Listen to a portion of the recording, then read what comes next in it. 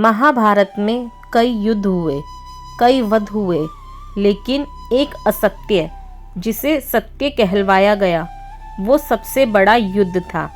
आज की ये कथा किसी अस्त्र की नहीं, किसी शस्त्र की नहीं, यह कथा है धर्म की, जो स्वयं धर्मराज को भी डगमगा गई।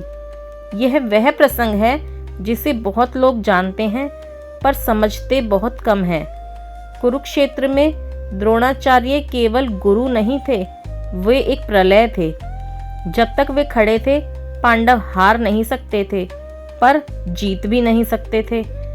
अस्त्र उन पर प्रभाव नहीं करते थे, रणनीति उन पर असफल थी, क्योंकि द्रोणाचार्य केवल योद्धा नहीं थे, वो पिता थे। द्रोणाचार्य की शक्ति उनका शस्त्र नहीं, उनका पुत्र था, अश्वत्थामा। जब तक उन्हें विश्वास था कि उनका पुत्र जीवित है, वे अजेय थे। कृष्ण ये जानते थे कि युद्ध अस्त्र से नहीं, मनोबल से जीता जाता है। कृष्ण ने भीम को देखा और कहा, हाथी का वध करो। भीम ने एक हाथी मारा जिसका नाम था अश्वत्थामा, और रणभूमि में घोषणा की गई, अश्वत्थामा मारा गया। पर यह सत्य पूरा नहीं था। द्रोणाचार्य रुके, उनका धनुष कांप गया। उन्होंने कहा, यह असत्य हो सकता है। और तब उन्होंने देखा युधिष्ठिर की ओर, क्योंकि यदि धर्मराज बोले तो असत्य भी सत्य बन जाता था। युधिष्ठिर कांप उठे। उन्होंने जीवन में कभी असत्य नहीं बोला था। आज उन्हें धर्म बचाने के लिए धर्म तोड़ना था। कृष्ण मौन थे, पर उनकी दृष्टि सब कह रही थी।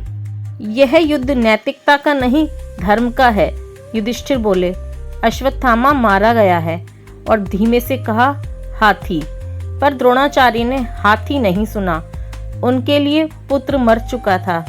उसी क्षण युधिष्ठिर का रथ धरती पर उतर आया, जो कभी भूमि को स्पर्श नहीं करता था।